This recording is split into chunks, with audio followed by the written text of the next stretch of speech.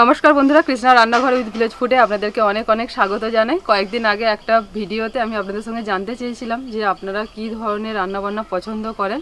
তো অনেকেই কমেন্ট করে জানিয়েছেন যে একদম গ্রাম্য রান্নাবান্না, কম খরচায়, যেগুলো সচরাচর কোনো জায়গায় কিনতে পাওয়া যায় না বা কোনো জায়গায় সেইভাবে মানে কী বলেন তো একটুখানি আনকমন টাইপের, অথচ কোনো জায়গায় আমরা কিনে খেতে পারবো না, সেই রকম গ্রাম্য রান্না, মানে বহু প্রচলিত গ্রাম্য রান্না আপনাদের সঙ্গে শেয়ার করার জন্য। তো সেই জন্য আজকে নিয়ে চলে এসেছি একদম অতি পরিচিত এবং একদম গ্রাম্য রান্না। আজকে যেটা হবে সেটা হচ্ছে যে খুদের ভাত হবে আর তার সাথে 4 রকমের ভর্তা থাকবে। তো খুদ তো সবসময় আমাদের বাড়িতে থাকে, সেই খুদ দিয়েই আজকে ভাত হবে। আর এটা না মানে দুর্দান্ত খেতে হয়। এই যে খুদের ভাতটা মানে আমাদের গ্রামের মানুষরা ভীষণ ভীষণ পছন্দ করেন, আর এটা আমরা বিশেষ করে সকালে জলখাবারেতে বেশি করে খাই। তো মাঝে মাঝে আমাদের সকালে জলখাবারে রান্নাবান্না হয়, আমরা এটা খাওয়া দাওয়া করি। তো সেইটাই আজকে আপনাদের সঙ্গে শেয়ার করবো। তো আপনারা দেখতে থাকুন পুরো ভিডিওটা। আশা করছি আজকের এই রান্নাবান্না আপনাদের ভালো লাগবে। আর মা খুদের ভাতটা খুব ভালো করেন, তো রান্নাটা মা করবেন খুদের ভাতটা। পাশ থেকে মাকে একটুখানি হেল্প করবো, কাটাকুটি বাটাবুটি যা থাকবে সেগুলো আমি একটুখানি করে দেবো। তো চলুন, তো আপনাদের মাসিমার হাতের খুদের ভাত দেখতে থাকুন। ছেলে মেয়ে নাতি নাতিরা তোমরা দেখতে থাকো আমি কেমন করে খুদের ভাত রান্না করি। চলুন। এই হচ্ছে খুদ, আর এটা নতুন চালের খুদ, এই জন্য এতটা পরিষ্কার। পুরনো চালের খুদ হলে কিন্তু এত পরিষ্কার হয় না, একটুখানি কালো কালো কালো কালো থাকে খুদের মধ্যে।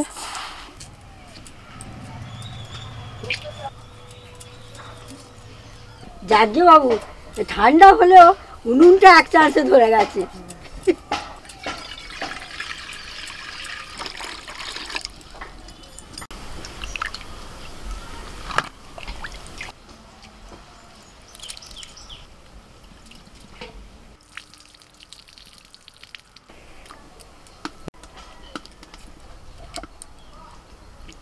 খুদগুলো ভালো করে 3-4 বার করে ধুয়ে নিয়েছি।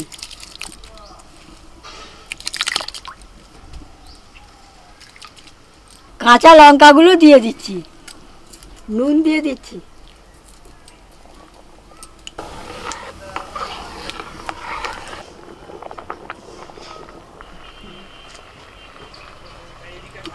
এই যে জলটা আছে এতেই হয়ে যাবে।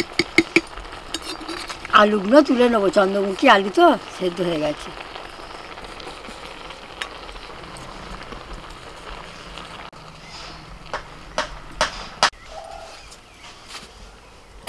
লোটে শুকটির ভর্তা হবে। এই যে লোটে শুকটি,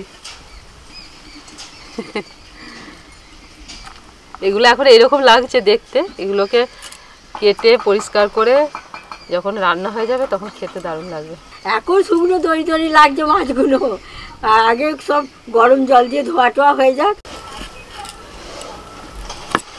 এই মাথাগুলো সব কেটে ফেলে দিতে হয়, মাথাগুলো আর লেজের দিকগুলো। গরম জল হয়ে গেছে, এবার মাছগুলোতে একটু ভিজিয়ে দেবো।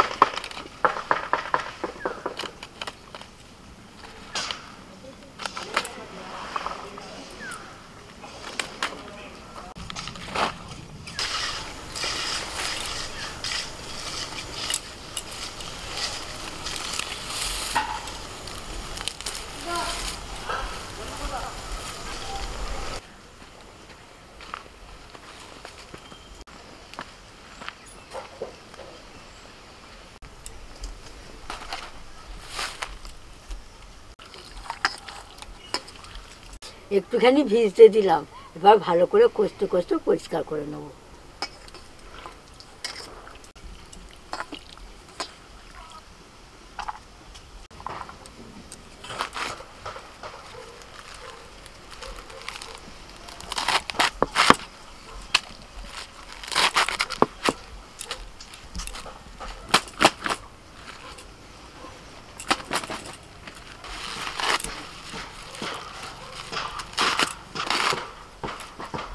আমাদের জমিতে কচি কচি কপি পাতা হয়েছে, তুলে নিয়ে এলাম। আর তার সাথে ধনে পাতা তুলে নিয়ে এসেছি। কপি পাতা বাটা হবে, ফুলকপির পাতা বাটা হবে। তো যেহেতু এখনো ফুলকপি ধরেনি, সেই জন্য আমি সাইড থেকে অল্প অল্প করে পাতাগুলো কেটে নিয়ে এলাম। আবার কপি হবে তো, আর এই যে ধনে পাতার হবে, ধনে পাতা একটু ভর্তা করব। কপির পাতাগুলো একটু ভাপাতে দিচ্ছি।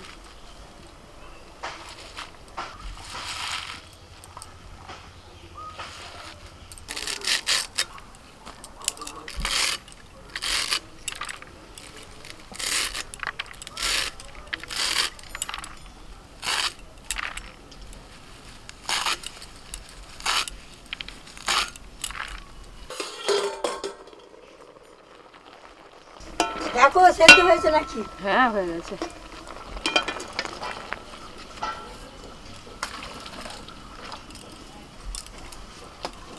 কিছু শুকনো লঙ্কা তেলের মধ্যে ভেজে নেব।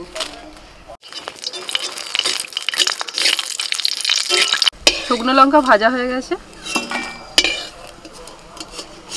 কিছু গোটা রসুন ভেজে নেব। কিছু ভাজা রসুন আমি তুলে নিচ্ছি। এর মধ্যে দিচ্ছি কালো জিরে, পেঁয়াজ কুচি,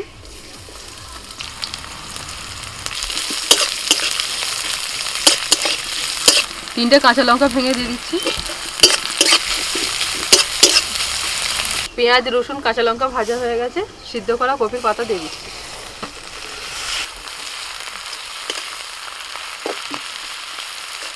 সামান্য লবণ, সামান্য একটুখানি হলুদ গুঁড়ো।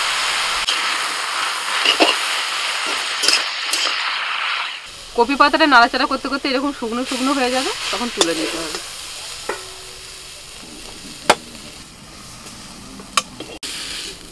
কড়ার মধ্যে তেল দিয়ে দিয়েছি, তেলের মধ্যে দিয়েছি রসুন কুচি, পেঁয়াজ কুচি,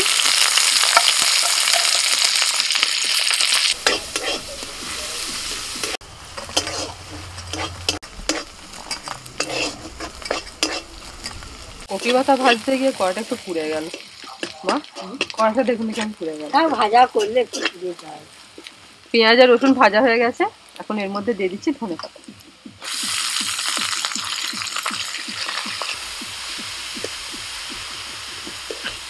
এবার দিচ্ছি একটু লবণ,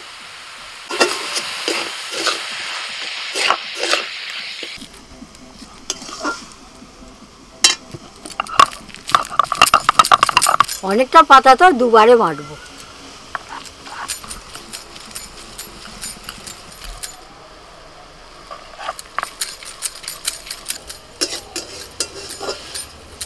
ধনে পাতাটা নাড়াচাড়া করতে করতে পুরো অনেকটা কমে গেছে আর ধনে পাতাটা সিদ্ধ হয়ে গেছে। এখন এর মধ্যে দিয়ে দিচ্ছি একটু ভাজা লঙ্কা, লবণ দিয়ে মুলে রাখা হয়েছিল, সেটা দিয়ে দিচ্ছি।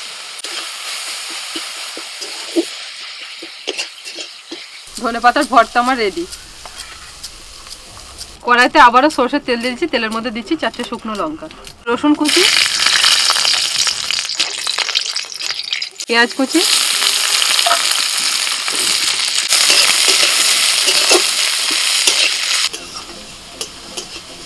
এগুলো সব ভাজা হয়ে গেছে, এবার তুলে নেব।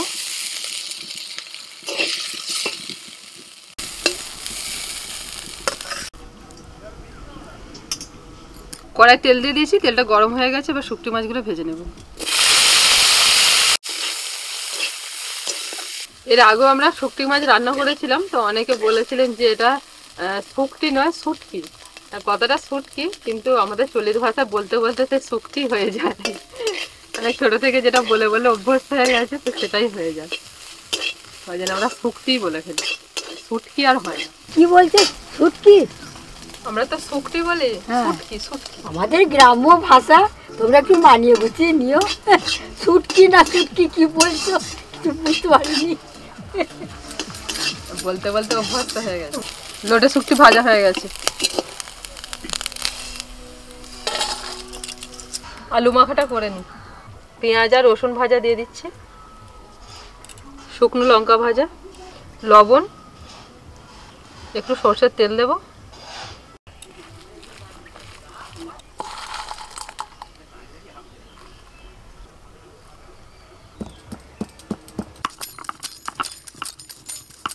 মাছের ওপরে এই ভাজা পেঁয়াজ রসুন শুকনো লঙ্কা সব ভাজা এগুলো বেটে নিচ্ছি। বাটা হয়ে গেছে, একটু কাঁচা সর্ষের তেল দিয়ে নুন দিয়ে মেখে নিচ্ছি।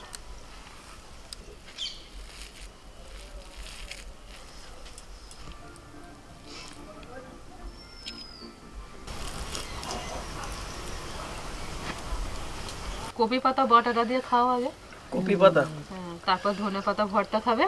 এই রে কোনটা নিলুম তাহলে? হ্যাঁ, এটা কপি পাতা, এটা কপি পাতা, আর ওইটা ধনে পাতা ভর্তা। তারপরে লোটে শুকটি ভর্তা আছে, আলু ভর্তা আছে। একটা একটা করে খাও। দেখো ভাত পুরো সবুজ হয়ে যাচ্ছে। আমার দিকে তাকাও, এই দেখো সবুজে সবুজ। খুদ ভাত, এই যে মাখাটা, এই মেখে খাওয়াটার কাছেই হচ্ছে কাজ। এই মাখাটাও আরেকটু টেস্ট বাড়িয়ে দেয়। কোনটার পর কোনটা নাকি আমি বাবা সব জানি না, আমার সব রকম একসঙ্গে হলে ভালো। এগুলো মা খুব ভারী হয় বলো, মানে অল্প খেলে একদম পেট একদম ফুল হয়ে যাবে। এই হচ্ছে আমাদের গ্রাম্য খাবার। খুদ ভাত এর আগে অনেকবার চেষ্টা করেছি যে অনেকটা করে খাবো, মানে একবারই নিতে পারি আর নিতে পারি না, অল্পতেই বের হয়ে যায়।